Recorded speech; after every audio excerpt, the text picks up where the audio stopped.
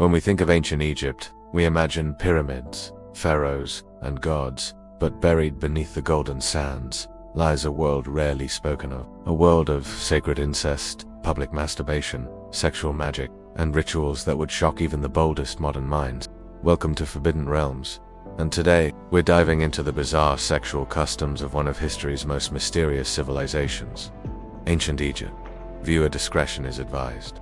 In Egyptian mythology, creation began with masturbation. The god Atum, the self-created deity, brought the world into existence by pleasuring himself and releasing his semen, which gave birth to the first gods, Shu and Tefnut. This divine act wasn't just symbolic. Pharaohs believed to be earthly gods would ritually masturbate into the Nile during fertility festivals, reenacting Atum's act to ensure the river's life-giving floods. Yes, a royal ejaculation was once thought to guarantee a healthy harvest, but the gods of Egypt didn't follow modern taboos. In fact, they often married their siblings. Isis married her brother Osiris. Nut and Geb were siblings and lovers. And because pharaohs were seen as divine, many rulers copied the gods. Royal incest, especially brother-sister marriages, was commonplace.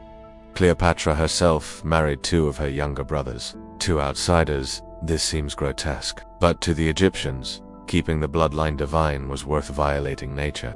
Ancient Egyptians believed sex and magic were deeply connected. Love spells were scrawled onto papyrus, burned in ritual fires, or worn as amulets. Some included hair, nail clippings, even semen or menstrual blood, mixed into potions. These weren't just used to attract lovers, but to dominate them emotionally and physically. Erotic figurines with exaggerated genitals have been found buried with spellbooks, tools for controlling hearts and bodies alike.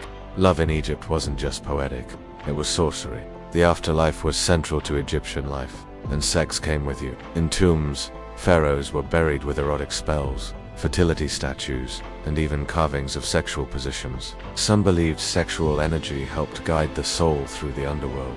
Women were often buried with amulets shaped like phallic symbols, while men might be buried with small sculptures of fertile gods. The goal, rebirth, in all its physical and spiritual glory. Prostitution in ancient Egypt wasn't illegal. In fact, some forms were spiritually respected.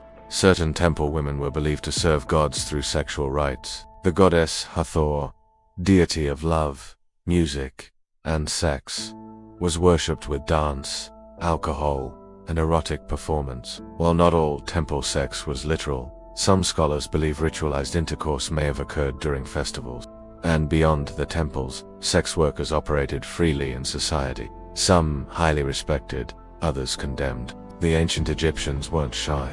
Erotic art, from tomb wall graffiti to figurines, was surprisingly graphic. One infamous papyrus, now in the Turin Museum, depicts a series of explicit sexual scenes, possibly the world's first illustrated sex manual. Meanwhile, love poetry from around 1300 BCE speaks openly about longing, pleasure, and the scent of lovers' bodies. Their openness wasn't vulgar, it was divine and natural.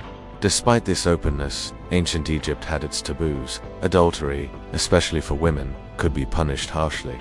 From public shame to disfigurement. Homosexuality wasn't outright banned, but it carried a social stigma depending on the role played. The infamous tale of Horus and Set even uses sexual humiliation as a weapon of power. Egyptians understood sex as a force, both sacred and dangerous. Virginity mattered less in ancient Egypt than fertility. Women were respected for their ability to bear children, not necessarily for staying pure. However, girls often underwent fertility rituals as part of marriage preparation, bathing in sacred waters, offering to Hathor, or even being given aphrodisiac-laced food. Some texts describe ritual defloration by a priest, though this is debated among scholars.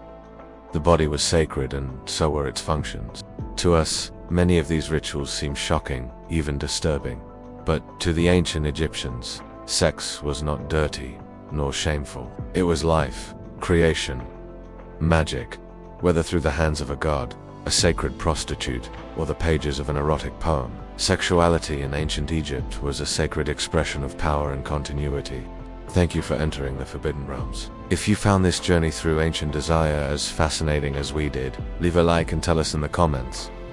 Which ancient culture should we uncover next? Subscribe for more untold stories of sex, death, and rituals from the shadows of history. Until next time, stay curious and stay strange.